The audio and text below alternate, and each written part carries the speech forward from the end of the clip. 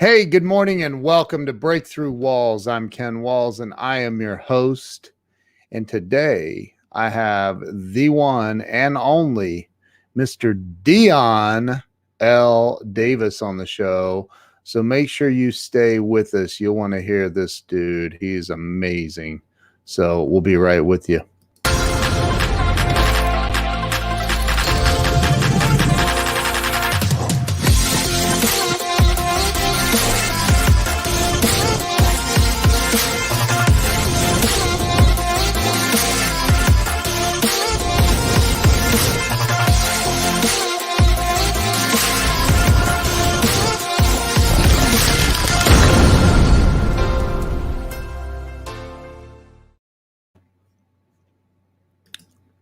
And we are back. Let me bring Mr. Dion Davis on the show. Dion, welcome to the show. Oh, my pleasure, my honor. What a privilege it is to be here with you, sir. Well, hey, man, I am very, very happy to have you here. So, I started this show about 3 years ago, a little over 3 years ago, to help people get unstuck in life. People get stuck in the muck and they don't know how to get out. And I love hearing other people's stories. I really think there's healing properties in that we can share with other people, and it just helps, man. So why don't you start with telling everybody where you were born and raised, Dion?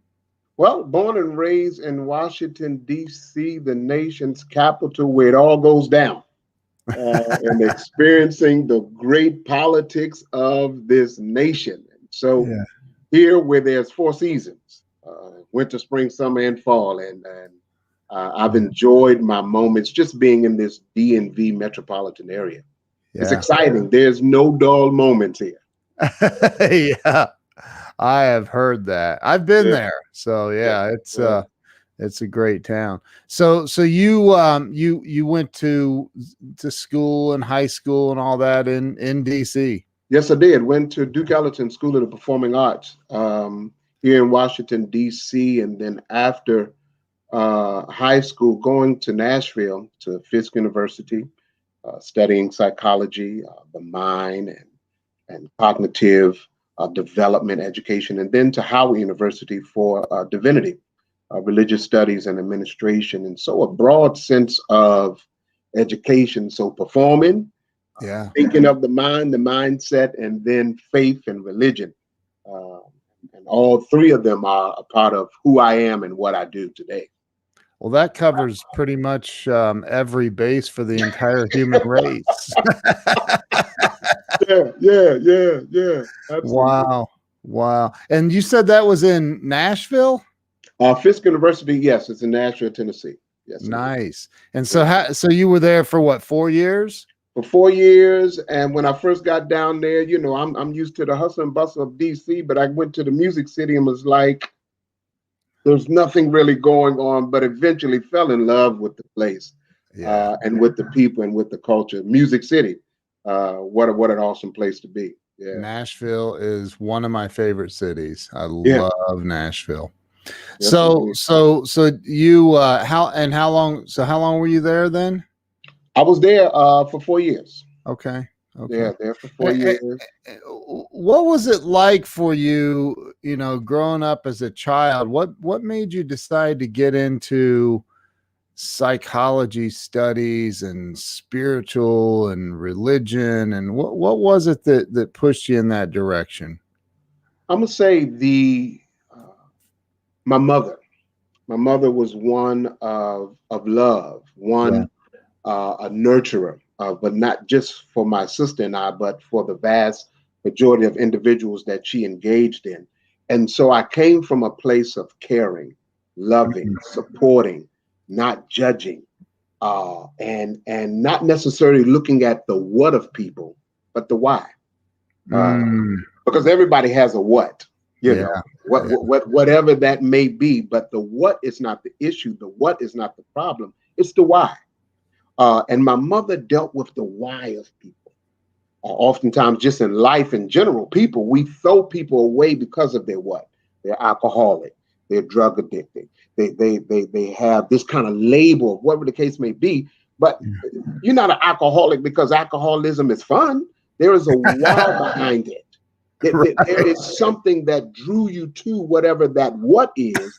Yeah. And I was interested in finding out that what, but not just the what, but understanding the why and being able to help people break through that, push through that, come above that.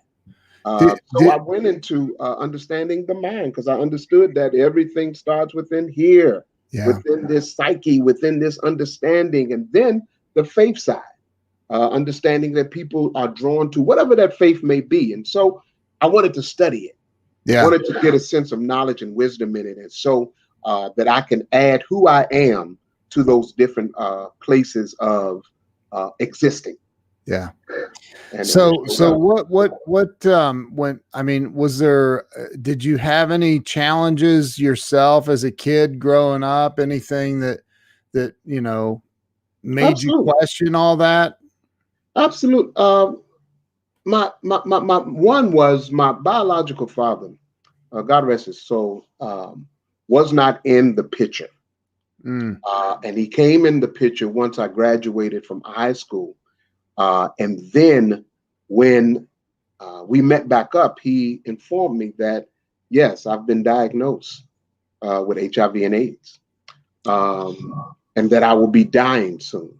And so imagine not seeing this individual, this parent for some umpteen years, 17 years, and then coming back and then hearing this news and spending time with him. 3 months later, he's deceased. There was a longing on the inside of me that always looked for that figure to help me be the man that I was.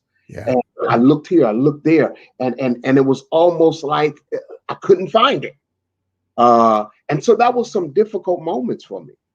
Growing up in a single parent home, my mother did the best. She did a wonderful job, God rest her soul as well, to push and propel me to be the best me. But there was always an empty spot. And I tried to fill it with individuals. And what would happen is that those individuals would let me down. And it will be a reminder of the letdown that my biological father did.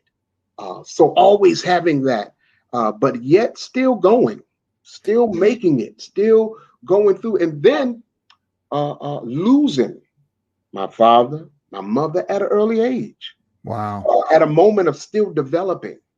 And it's like, whoa, what's going on here? How am I to maneuver through this thing called life? And the parental guidance is not there. And so what that gave me is that I understood what it meant to go through depression, what it meant to go through heartache, what it meant to want to commit suicide, because there was a moment after my mother passed, I took a bottle of pills because I didn't want to be here anymore. Because my best friend, my greatest supporter, has gone, and what I heard from the faith or the religious community is that God took her. So now I'm questioning God. Now why would? But yet and still, so I know what it feels like to be not at rock bottom, but to be at the bottom of the rock. And so because I know how that feels, what that looks like, what that smells like, now I'm able to have compassion for individuals that are going through that. And be able to be an example that there is life after. And not to judge wherever they may be, but give them a sense of hope, give them a sense of understanding that, yes, you can get through it. So you mentioned that you were going through trying to fill that void and fumbling the ball, so to speak, along the way, and almost like and I can relate to this. It's like an unconscious self-fulfilling prophecy. Wow. Like, Yeah. Yeah. right? Yeah. Yeah. Like yeah, I can totally relate to what you were just saying. So you went did you graduate college? I'm Yeah. assuming. Yeah. Okay. Graduated from Okay. Fisk with the undergrad and then Howard with the master's. Yeah. Wow. And Yeah. the master's degree is in what? In religious study Okay. from Okay. Howard University. Yes. Now, is that when you say religious study, the theological, is that just all Christian, or is it everything that you Oh, it's kind of do? everything. So, Okay. so in divinity school, yes, it's more of a critical look at all Yeah. faiths. Of course, of the Bible being one of the base, Sure. kind of study tools. Yeah. But we looked at all faiths. We looked at just the religion in which we know throughout the diaspora of all of the world. Yeah. Yeah. Wow. So, so when you got out of college, you're still in Nashville, is that right? No, Or when I got out of undergrad, I came back home. Came oh, back back home. to DC. Okay, Came, I got came back to oh, DC. and Came that's back to where you DC. got the master's degree. Yes. Yes, Okay. indeed. Yes, indeed. So here you are now with all these degrees, and you're educated up, and you went out and instantly became a millionaire. Oh, I wish that's the way it happened. I wish that's the way it happened, but it's been a grind. It's been a process because Yeah, sure. here it is. I'm in two different worlds. I'm in the cognitive psychology world. Then I'm in the Yeah, faith yeah, theological world, and sometimes those worlds did not meet. And so the challenge for me was, how do I integrate the two so that I can be my best me? And so that yeah, was a challenge. Sometimes I had to play the role. When I was over in the mental health world, I had to stick with that. When I was in the faith world, I had to stick with that. But now the awesomeness about it is that I've been able to come together and bring it together so that I can be able to help people heal in a holistic way. yeah, Being able to break through in a holistic way, because we're mind, body, soul, spirit every day. We're yep, not spirit on Sunday and soul on Wednesday and mind on Friday. If that be the case, it probably will be easier. But imagine all of these things at one time. And so the work that I do is holistically challenge, coach, facilitate, and push people to the next level. I love that, dude. So with and I think that there are a lot of people who believe that their only how do I word this, their only obligation to be spiritual is on Sunday. I should Yeah, I should yeah, I, yeah, I'm yeah, not judging, by the way, because I've been there. yeah. But when you are, I don't know if you know this or not, but I'm a recovered alcoholic, and I have 19 years sober, if I make it to August 10th. And one of the things I learned is it was not that alcohol, much like drugs or any other type of addiction, is merely a symptom of the real problem. The real problem was a spiritual malady. And so Mhm. I'm curious how much you dig into the spirituality side of the work that you do. I mean, when you're working with people on this stuff, do you bust out the spiritual stick and how what's the process like for you with that? Absolutely, because I believe there is no disconnection. As I said, we're mind, body, soul, spirit. All of those components are one within us. Yeah. What we give attention to grows. Whatever we don't give attention to, it becomes malnourished. It dies. Yeah. And so, as I said, even as you said, the alcoholism, God rest his soul. I used to go to AA meetings even as a young child. Keep coming back. It works, and keep it simple, stupid, and Yeah. and individuals understanding that, again, that's the what. Alcoholism, that's the what, but the what is not the problem. The what sometimes is the mechanism or the thing that we use to get away from or hide from or try to seek to feel this which is voided on the inside. And so once again, I have no judgment for whatever that what is. But let's deal with that thing. If we're talking spirit, now I'm not talking about religion. That's a whole nother religion coming from the word religare, meaning humanity connecting back to divinity. And we have different doctrines and dogmas and institutions, and you got to do it this way. You got to turn to the left and right. I'm not talking about that. That's another thing. What I'm talking about, spirit, the essence of who you are, the essence of your being, that which never dies, energy. It never, it's continual. That inner person, that inner being that controls everything. Because what manifests in the spirit realm eventually manifests in the physical realm. And so, yes, we have to deal with that spirit. We have to deal with that mind. We have to deal with that soul. We have to deal with those feelings. We have to deal. If we do not deal, what happens is that we pay attention to one area, but if those other areas don't receive the like attention, it'll eventually overtake. And we'll get into a place of distress, which will lead to dis-ease, which eventually will end up being death. Amen. I agree. I agree.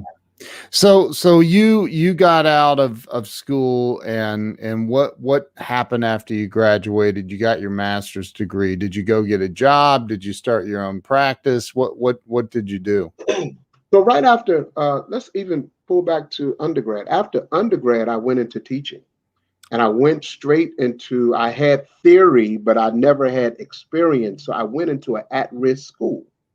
Oh my goodness. I went into the room and the kids were everywhere, and I didn't know what to do because this was not in the textbook. But what I did, I relied on my mind, my spirit, and said, what do these children need? How can I get these children's attention? And so all of them were labeled with all kinds of things, all kinds of label. As a matter of fact, I asked one of them, why do you act the way that you act? He said, because I'm MR. I said, what is MR? He said, I don't know, but MR people act like this. Act like what? I didn't hear you cut out. MR. He said, I'm MR. He received a label back then, mentally retardation. He received the label. He began to act it out because of what someone told him you ought to act out, the way that you should be. And so something clicked in me and said, okay, this is what I need to do. I need to affirm who they really are.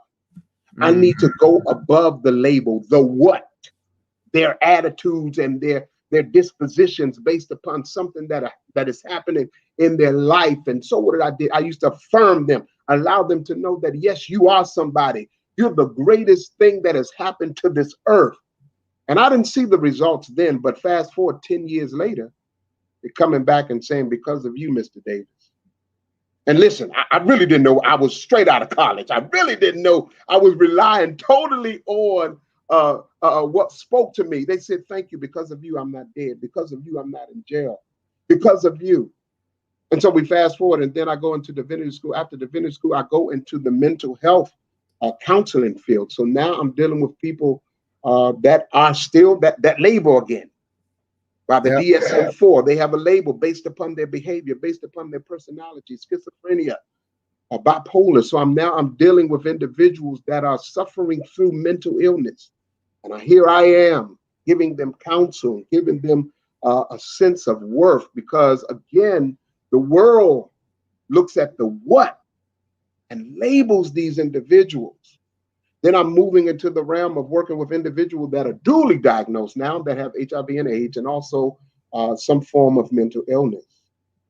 And so as we look at the line, my life has been that which helps, assists, loves, unconditionally, push, challenge. I go into the places that the world says is a bad place. I deal with the people Yeah. the world say are bad, but yet and still I'm that light and hope. And what happens is that transformation happens. Yeah. A Man, newness of life comes about.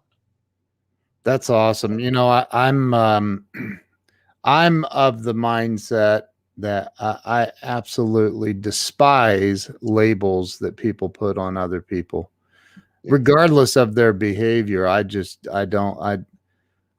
with you, man. I don't like labels. I hate labeling people. And, you know, the only reason I call myself a recovered alcoholic is to remember so I don't go back. Right. I don't want to go back. And I struggle even with that label once in a while. So, you know, I'm not a fan of labeling anyone at all. So, kudos to you for that, man. I think that we can definitely change the world with love, unconditional love. Absolutely. You know, Ken, when you said the alcohol, when I used to go to the meeting, I never understood. I understand now the concept of when they stood up, gave their name, and said, I am an alcoholic. Now, I understand the concept. I understand what we're doing. But later on in life, I realized the power of I am. I am. That's right. The power that we give to what we put behind the I am. And I understand the concept of never forgetting. You never want to be able to return. But as I grew older, I understood that I have to be careful with those words behind the I am. I am stupid. I am dumb. I am poor. I am no. I am the greatest. I am worth all that I put my mind to. I am. The I am has power. Muhammad Ali did not say, I am mediocre. He said, I am the greatest. Yes. And he was. And it's the truth, man. It's the truth. It's true. It's whatever you say behind the I am, be it good or bad, it's true. Amen. It's true. You know, you could have skipped 6 years of school if you would have just learned that. At least, and saved a whole lot of money, at least. But you know, I think that, I mean, because look, I didn't graduate high school. In 12th grade. They said, hey, you didn't get a biology credit in 10th grade. You failed that class. I said, yeah, I hated that class. That's why I hated it. Well, when am I going to dissect a frog again? I'm never doing that again. Right. So I wore that, you know, you talk about labels. I wore that label of I am, you know, not good enough because my friends went to college, or, you know, I did all the, and yet, you know, the following year of leaving school, I made more money than any teacher in that school. So, you know, I'm just, I think that we have these, and I'd love to hear your take on it. You know, I think that we go through this crap as kids, and we carry labels, definitions of who I am, and sometimes they're given to us by other people, but oftentimes they're given to us by ourselves. Yes. And so, what do you think about, how do you go in to somebody that, I don't know, maybe is a troubled adult because they were a troubled child that became a troubled teenager, that became a troubled young adult, that became a troubled big adult. And how do you go in and help them reframe and reprogram that I am story that they're walking around telling themselves? Well, it's basically in what you said, reframing. We have to go to the re. The re is returning. Now, I don't want you to stay in the past, but we have to return to the past, because the past is the foundation of our now. Yeah. And so we have to go back and analyze, take assessment. Where did this thing start? Did it start in your home, that your mother said something over you, your grandmother, your father? Or what didn't they say? What didn't they do? Or what did they do? What did your Right. friends do? What did you accept in school? What were you labeled? What has society given unto you? And so guess what? You inundated by all of these voices, all of these things, the surroundings that you're in. You're inundated by it, and it becomes a part of who you are. You begin to believe it. They spoke it, you heard it, you thought it, you felt it. It became you. And so now it's solid because now you're a grown adult. You have years of hearing that you are nothing. You have years of hearing that you can't make it. You have years of being inundated by all of these things. Guess what? Oftentimes, what happens is that you begin to speak the very things that you heard. Once you start speaking it, it becomes a reality. It becomes real. It becomes you. And so we have to go back. We got to return. Where did this stuff start? And then we have, like you said, we got to reframe it because you got a certain frame on it already. Yeah. We have to reframe it. We have to reflect so that we can refocus, so that we can relaunch. So it's going back, but not getting stuck in the past, because we don't want the past to be quicksand, but we want it to be a stepping stone. Amen. Something that can allow us to elevate, because we want to be in our now. The now is important. But we do have to go back to get to the real now that we so desire.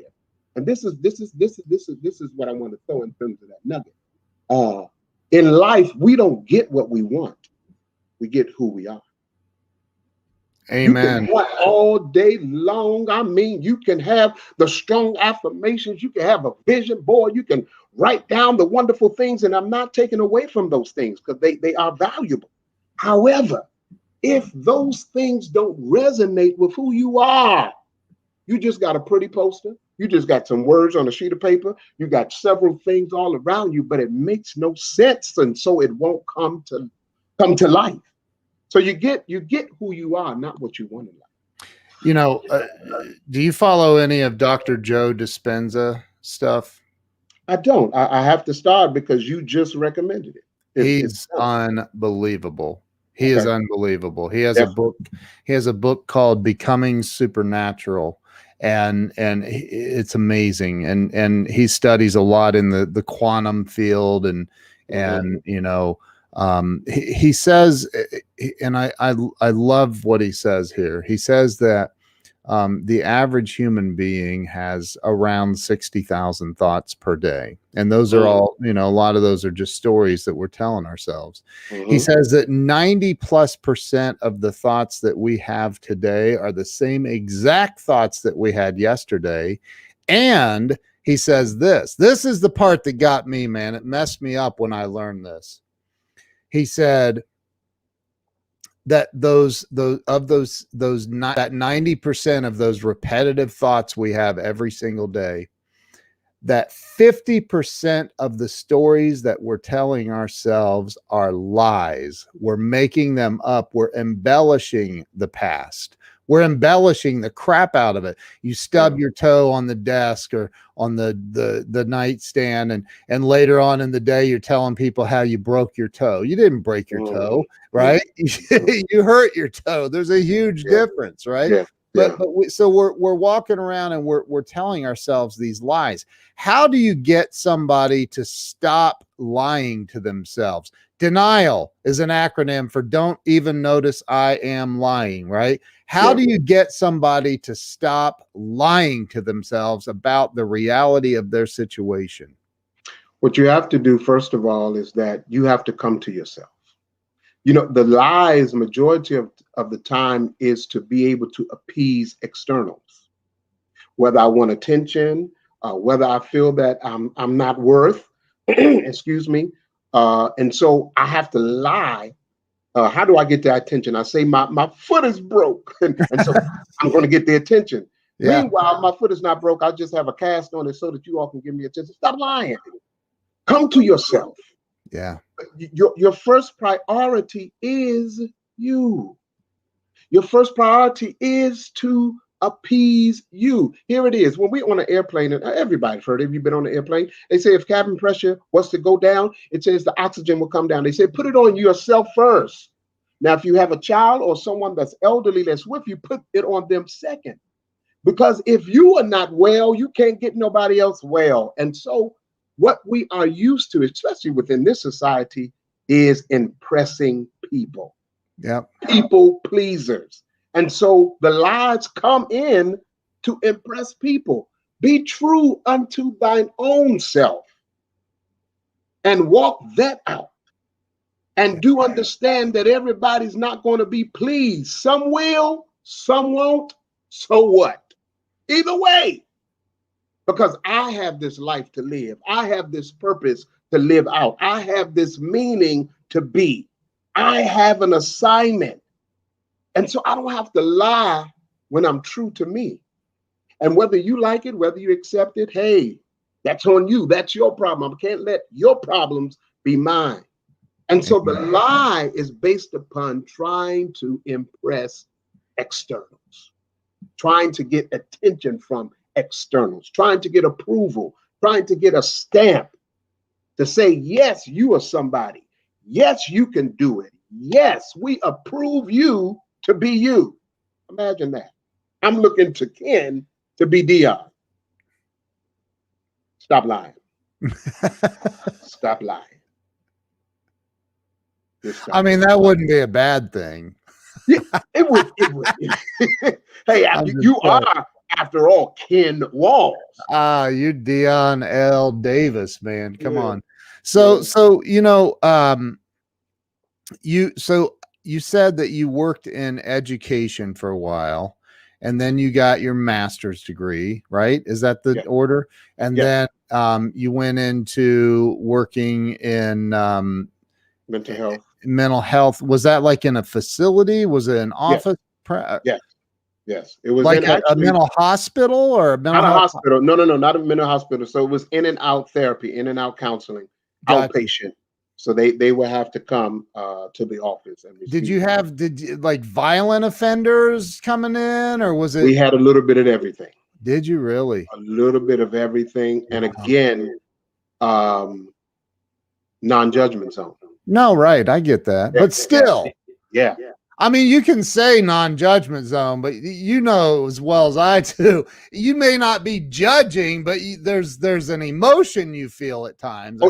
You better be careful. You better be careful. I had some incidents where it became physical. Oh, wow. And so that kind of pushed me out of that different, that space into the coaching space. Yeah. Because it to me, it became a little heavy. Yeah. Not just heavy in terms of mentally, but physically even, to dealing with individuals, in that space day in and day out. And so I transitioned to the coaching, more metaphysics and more lifestyle, more life coaching and challenging individuals to find passion and purpose and meaning for who they are. Yeah. That's awesome. Yeah. because when I was still in denial, which is not a river in Egypt, when I was in denial, I remember going, I was told to go in for an alcoholic or an alcohol assessment, right? Yeah. And see this counselor and fill out and they give me this test or whatever. And I'm like, I got this, man. They ain't no way they're going to find out. So and so this woman, and I'm not judging now, but then I was, because absolutely. I think that the reason we judge is we don't want to look at ourselves. So we judge other people, and that takes the attention off of us, or so we think. Yes. Then you got somebody like Dion or Ken Walls that comes along, and we're like, bro, I got your number. I know what you're doing. Oh, but absolutely. Yeah. But this woman was a rather very, very large woman. And she looks at me. She's the counselor. And she looks at me and she's reading my assessment thing. And she says, You are a ticking time bomb just waiting to go off, and you're going to hurt a lot of people when you do, if you don't get control of this situation. And I was nasty, man. I was mean and I was nasty. And I said, have you looked in the mirror lately? Wow. Wow. So people in denial can be nasty. I mean, and that's not even remotely close to some of the stuff that you've experienced, right? Yeah. So you got out of that, and you said it was because of some physical altercations that occurred, and you just and the day-to-day working with individuals with mental illness, it could take a toll, because it's almost like you that one person, but you have several cases that are dumping on you. So I take my hat off to any individual that have done it for umpteen years, because you definitely need some form of outlet. Or you would take on the very things that you're hearing and feeling and seeing. So I had to transition. For me, sure. I had to transition out to another kind of space. So is that when you became an entrepreneur? Absolutely. I had to step out and put that which I've learned into play. Spiritual component, the mental and psychological component. And so now we are doing holistic coaching. And we're dealing in all of the areas of an individual life, so that they can get a life, so that they can live a life, so that they can be them. And understand the specialness that they bring to the earth. Last, I guess the statistic said it's 7.6 or 7 billion. Let's go there. 7 billion individuals upon the earth. And the awesomeness about it, whether you're a twin or a triplet, no one is alike. No one is alike. And so that makes each and every last one of us special. But what happens is that we look a lot of times external, and we advise ourselves that, well, I'm not like him, or I'm not like her. I don't have this and I don't have that.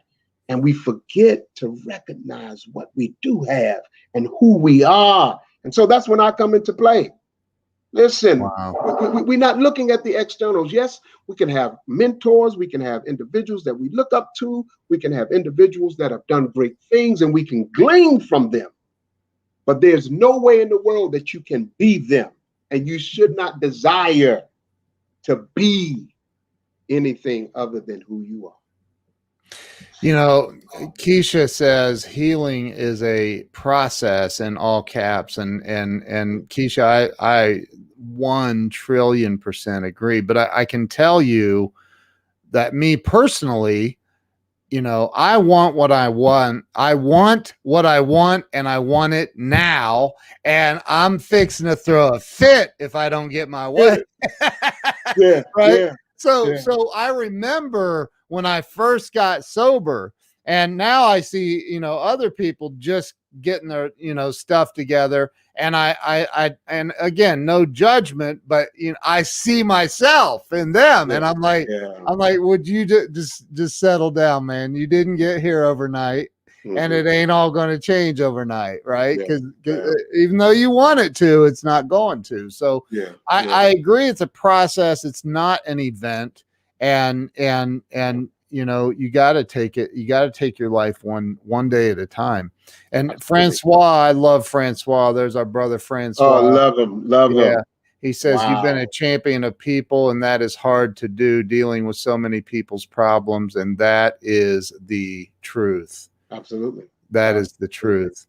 So you're out on the front lines dealing with this every day. Yeah.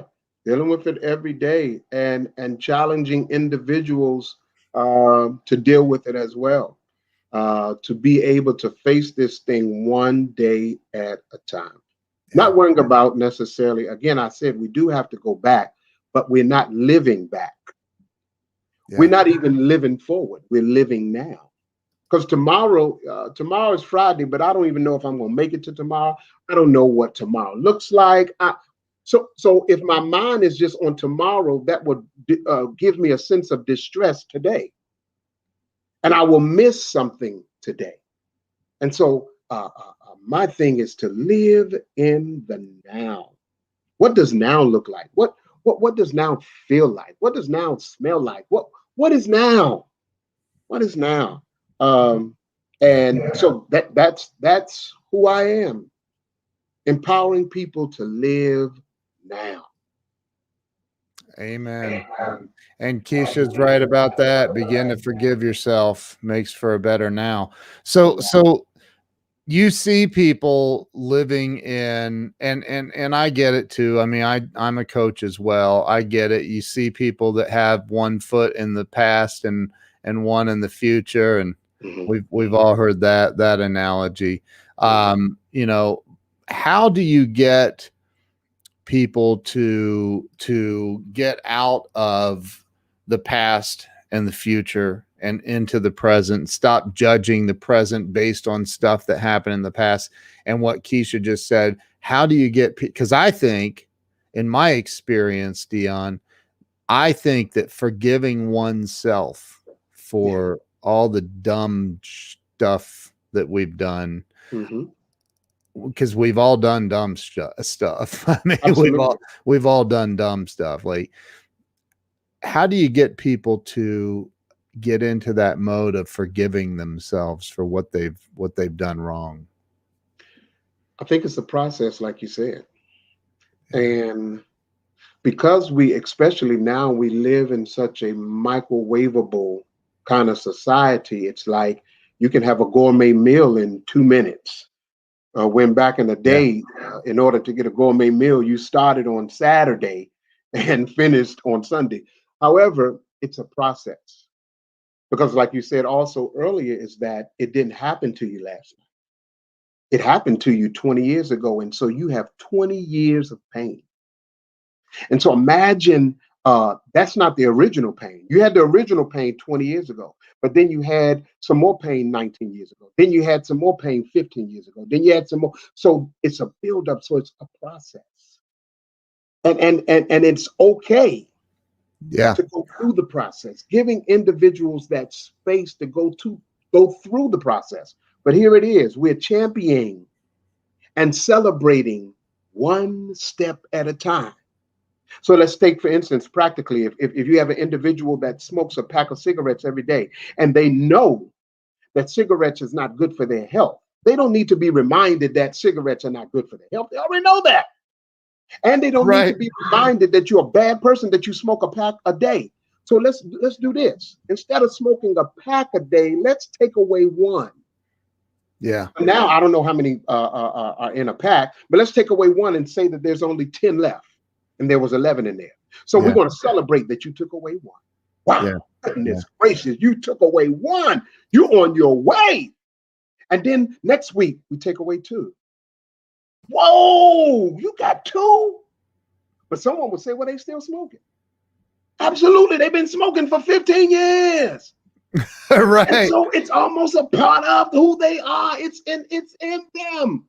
But we're taking it, and before we know it, 6 months later, they're not smoking anymore. They went through the process of healing. Yeah. If you cut yourself today, unless you are not human, it takes a process to heal physically. And so it's the very same thing in the things that we go through in life. It's that process. And celebrating that process, celebrating those small, and what's small to others is big to someone else. It's big to someone else. And so, listen, I encourage, start. It may not look like the next person. You know, I desire a 6-pack, Ken, and right now I have a 1-pack. And so if I look at somebody that has a 6-pack, I will be discouraged. And so what will happen is that I will give up and say, whoa, I'm too far away from a 6-pack. This 1-pack is here. But my thing is start. So I had to start walking. I had to start somewhere. Yeah. And I want to come back on a year later. I'm going to show you my six pack. You know, I had Andy Frisella on the show, and he's a bad dude in a good way. And he said that he challenged me to do this program called 75 Hard, and that he developed, and it's intense. It's working out twice a day. It's a lot of stuff. And my wife and I both committed, and we completed it. And not many people actually, it's a small percentage that complete it. And I'm not bragging. Trust me, it was grueling. It was absolutely grueling. Yeah. What was I had a point. I lost it. I lost the point. It Yeah. is flow. But you know, I think that you know, when we learn, it's learning to live in the moment, because when I was doing that, you got to do this every day for 75 days in a row. And if you miss one step in this process, you have to, it's all about personal integrity. Then you have to go back and start back at day one. And by the grace of God and a lot of hard work, I didn't have to start over. I did every step every day. But you know, a lot of people didn't, and they missed. They forgot to take you got to take a selfie or a picture every day of your progress, and you got to read 10 pages out of a book every day, drink a gallon of water. Well, a lot of people would forget one step. They'd go to sleep, wake up the next morning, and go, I forgot to read, or I forgot to take that picture, or whatever, right? And instead of starting over, they went back to their old ways. And you know, for me, there was this woman, and she was in her 70s, very, very overweight, and could barely get off the couch. She was in Germany, I believe. And she sent me a message saying that she became inspired to do 75 Hard. She said, I can only hold the rail and walk up and down these 2 steps inside my house. Wow. But that's where I'm starting. And it changed her life. And so what you just said about start, it doesn't have to be a huge leap. You don't have to eat the entire elephant. It's just start right now. Just start and start taking tiny steps. That's what you're saying. Absolutely. And just imagine how many people have desires, but they're looking at the big picture. Yes, you want to visualize where you're going. You want to have an understanding of direction. But you're looking at the big picture and saying, how in the world am I going to be able to do this, or get there, or meet this person? And I'm right here. How in the world am I going to achieve this? This is so huge. This is so large. But I'm right here. It's one step. It's one step in front of the other. And before you know it, you're there.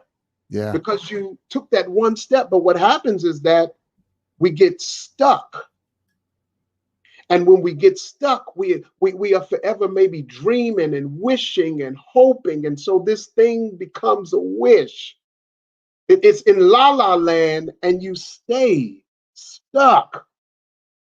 You don't flow, you don't move, and you end up dying.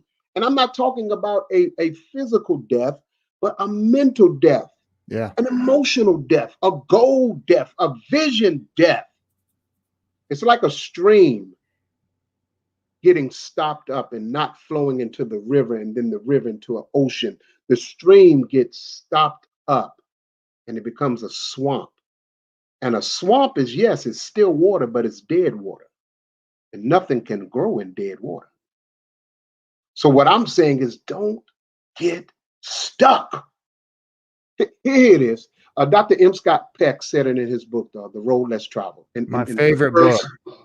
The first, so you know, the first sentence is, life is difficult. Yep. And he said, listen, once you get that down pat, now we can live. Because it's the reality. It's difficult. You're going to have some moments where it's not good. You're going to have some moments where it's going to be difficult. You're going to have some moments where people don't like you, where people betray you. You're going to lose some money. It's going to be a rainy day, a sunshine. Life is difficult, but don't allow that difficultness to stop you from putting your left in front of your right, or your right in front of your left. Because before you know it, that which was so huge will now become exactly who you are. Dude, that is that is one of the books that I recommend probably the most, is The Road Less Traveled. That was the very first, I would say that was the first book in a series of spiritual development books that I read that just rocked my world. Powerful book. Yeah. It's powerful, man. Yeah, life is difficult. And he says once we learn how to just accept that there are difficulties in life, then we can transcend much easier all of the difficulties in life. Yeah. It's not taking responsibility for our lives, right? Mm-hmm. Like blaming outside external forces for our problems. And I'm gonna tell you, man, I am really well polished at blaming other people for my problems. I did it for a long time. Mm-hmm. Yeah, and we all can take ownership of that, because it's easy. Yeah. Why aren't you where you need to be, or why aren't you doing what you need to do? Oh, it's because this, it's because that, it's because I come from this kind of family. I'm short, I'm tall, I'm heavyset, I'm black, I'm white, I'm from this country, from this state. That can be easy. Yeah. But at the end of the day, after you've done that, what? Well, I'm Democrat, I'm Republican. No, what? No, what? I didn't graduate from a high school. I don't have a degree in. Okay, what? Right. What's next? Right. Right. Dude, I love this. This is my jam. I absolutely love this. So let me ask you a question. I ask these two questions to every guest, and the one is, what, in your opinion, what do you think holds people back from achieving? Now, the number one answer is fear. So you have to do better than that. Okay. All right. What do you think stops people or holds people back from achieving real success in life? And I'm talking about financial, because I don't care who you are, money is important. And there's this program running throughout the minds of the world that money is the root of all evil, and it's not. It's the love of money. Focus everything on the text. Right. So what do you think stops people from financial success and real freedom and happiness in life? I'm so sorry you not allowing me to use fear, but that's okay. We're gonna. Oh, you can use it. You can use it. It's a mindset. Everything is premeditated. I know we can go to court. If you got a good lawyer, they can get you off and say it wasn't premeditated. Everything is premeditated. Everything starts here. We create the movie right here. We create the outcome right here. And so how did it get here? It gets here based upon what we said. What if individuals have fed you? What you have intake, what you have heard, what you've been exposed to. If you grew up with individuals that told you that money don't grow on trees, and I don't have this and I don't have that, and you can't get this and you can't get, so you take on that mentality, that understanding, and you have a sense of understanding about money, about finances, about success. And then if you get in some religious kind of circumstances, they use the word humble to me in the wrong way. And so now you're playing down the specialness. You're playing down the uniqueness, the awesomeness of who you are. So you're getting all of these things, and it's being inundated, and you have a certain mindset. And after you have that certain mindset, you can't go but so far. Again, I said you don't get what you want in life, you get who you are in life. Who you are shows up. And so if I think I am poor, that's what shows up. And that simply means that doesn't mean that money don't go through my hand. I can have a whole lot of money come through my hand, but if I have a mentality of being poor, that money does not help me. That money, like I said, goes through your hand, and you have nothing to show for it. So it's a mindset, and that mindset of fear, that mindset of less than, that mindset of I'm not capable, that mindset that you believe that label that you received years back. So that's why we got to go back to find your mind. You lost you. There's a statement. You lost your mind. Yep, you lost your mind. Right. And so wealth starts here. Riches starts here. Success starts here. If I don't have it here, it won't show up in my life in the physical realm. No matter how much stuff, because wealth is not the stuff, it's a mentality. You can have the stuff, but if you don't have the mentality, the stuff is meaningless. And so once you get a mindset that I am wealthy, I am successful, I am the best at what I do, it doesn't matter how many people do it.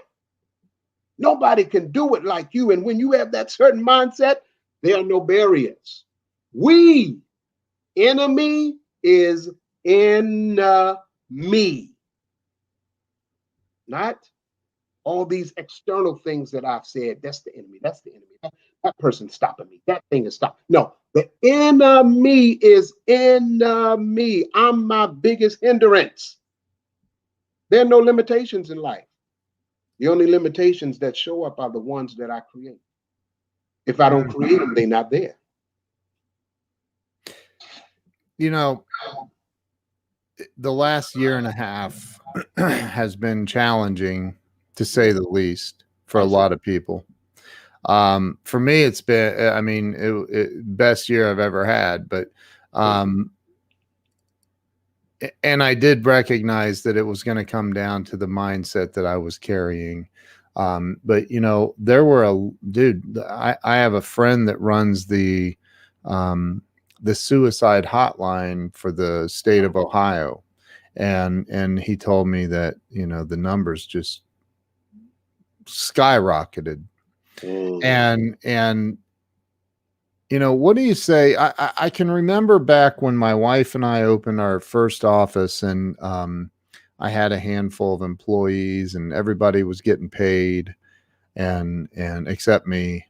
And you know, this guy walks into my office and says, hey boss, there's a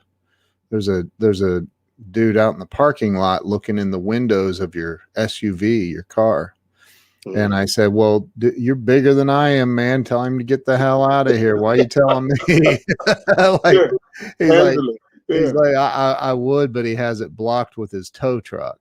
And I was like, oh, the repo man. And so I remember watching my car go driving off on the back of a flatbed tow truck against my wishes. And my employees all standing around with me in the parking lot. And I remember feeling like, this is the end of my life. This is it. There is no reason to go on from here. And I didn't feel suicidal. I just felt like, what's the point? Like, this is ridiculous. I'm working my freaking face off, and this is where I am. Right. And so, you know, a lot of people took their life, man, in the last year and a half, a lot of people.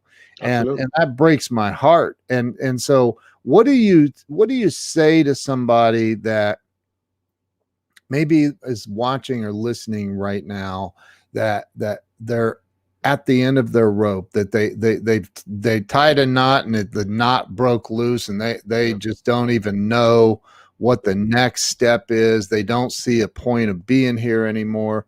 What do you say to them to help them get through that and into the next moment where you and I know it's going to be okay?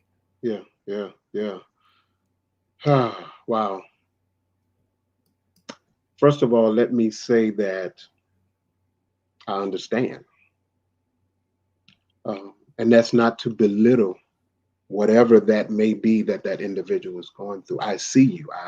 I hear you. I understand. I have a sense of compassion for that state because I've been there. I know what that feels like. May not particularly know what it feels like for you, but I know what it feels like to be deflated, to feel defeated, to feel denied. I know what that feels like. But this is what I would encourage, to allow you to know that there is life beyond. Because this is not going to be the first defeating moment. This is not going to be the last defeating moment. But let's harness the moment. And let's use the moment as fuel to give us the strength that we need to complete the assignment. Let's really, again, let's not look at the what. So whatever you're doing, I'm not focused on the what that you're doing. Excuse me. If you're trying to drown it in alcohol, if you're trying to hide it in drugs, if what, I'm not looking at the what. Let's look at the why. Why are you at this state? What put you there? What allowed you to fall into this place that you want to give up? And let's put that on an AM frequency. And let's put your voice on an FM frequency. And when you use your voice, let's use it to empower. Yes, let's use it, because after all of it is a thought. All of it is a thought. A defeated moment, a happy moment, a bad moment, a great moment. All of it is a thought. And we give the thought an emotion. And the emotion allows us to live out whatever that is. And so what I'm saying is that you speak to you overcoming.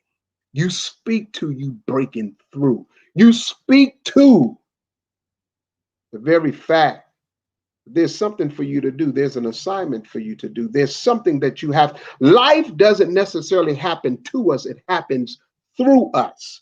I had to experience what I experienced in life so that I can be a beacon of hope and light for somebody 20 years later. And so what I'm saying is, don't give up. I see you. I hear you. I understand. Have a sense of compassion. Don't give in.